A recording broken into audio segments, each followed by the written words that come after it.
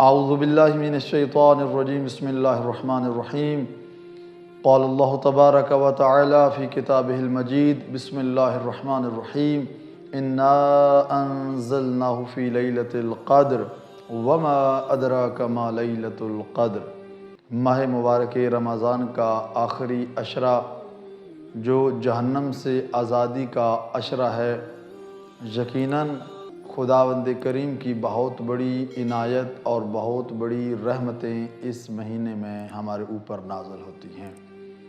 اور پھر لیلۃ القدر جیسی رات جس کو خداوند کریم نے اس عشرے میں قرار دیا، اور بہت زیادہ روایات 23 کی رات جو آنے والی رات ہے، وہ رات جس رات کے بارے میں خداوند کریم فرما رہا ہے انا انزلناہ فی لیلۃ القدر، کہ ہم نے اس قرآن مجید کو لیلۃ القدر میں نازل کیا، اور تمہیں کیا معلوم کہ لیلۃ القدر کیا ہے؟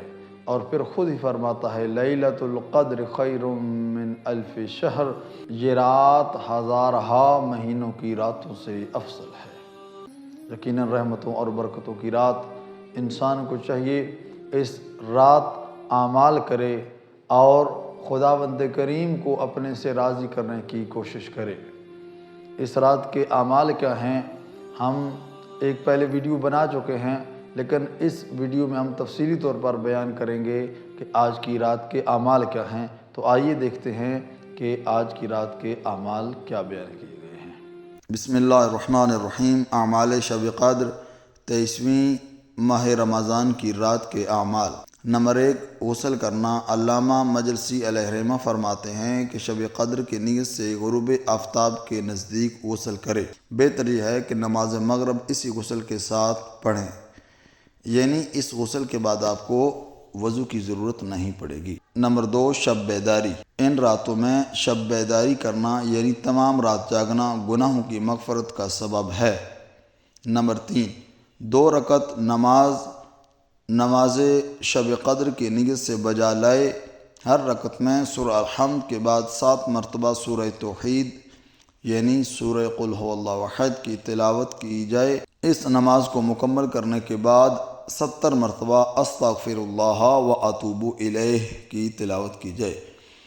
نمبر 5، قرآن کریم کو کھول کر اپنے سامنے رکھیں اور یہ ذکر تلاوت کریں: اللہم انی اسألک بکتابک المنزل وما فیہ وفیہ اسمک الاکبر واسماؤک الحسنى وما یخاف ویرجى ان تجعلنی من اتقائک من النار۔ اس کے بعد کریم پروردگار کی بارگاہ میں اپنی حاجات طلب کریں۔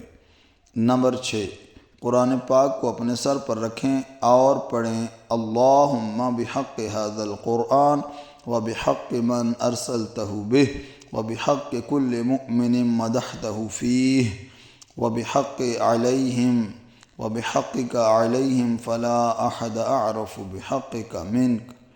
اس کے بعد درج ذیل ذکر میں سے ہر ایک کو 10 مرتبہ پڑھیں، مثلا اس طرح: بک یا اللہ بک یا اللہ بک یا اللہ بک یا اللہ بک یا اللہ بک یا اللہ بمحمد بمحمد بمحمد بعلی بعلی بعلی بفاطمۃ بفاطمۃ بفاطمۃ بالحسن بالحسن بالحسن بالحسین بالحسین بالحسین بعلی ابن الحسین۔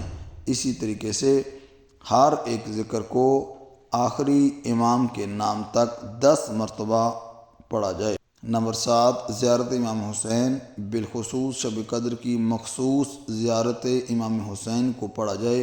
بعد زیارت 2 رکعت نماز زیارت امام حسین کی نیت سے بجا لائیں۔ نمبر 8، 100 رکعت نماز شب قدر کی نیت سے 2 کر کے پڑھیں۔ ہر رکعت میں سورہ الحمد کے بعد 10 مرتبہ سورہ اخلاص یعنی قل هو اللہ احد پڑھیں۔ اگر کسی کی واجب نمازیں قضا ہوں تو بہتر یہ ہے کہ 6 دن کی قضا نمازیں پڑھی جائیں۔